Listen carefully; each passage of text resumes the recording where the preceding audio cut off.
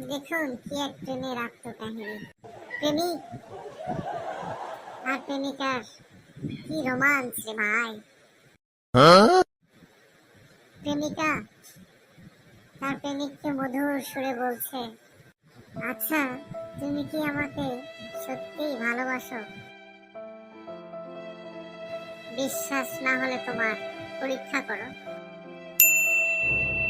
আচ্ছা ঠিক আছে, তাহলে আমার একটা প্রশ্নের উত্তর দিবে তুমি। মনে করো তোমার শার্টের পকেটে 20 টাকা আছে, সেই 20 টাকা থেকে আমাকে 15 টাকা দিয়ে দিবে, তা কিনতে পারবে?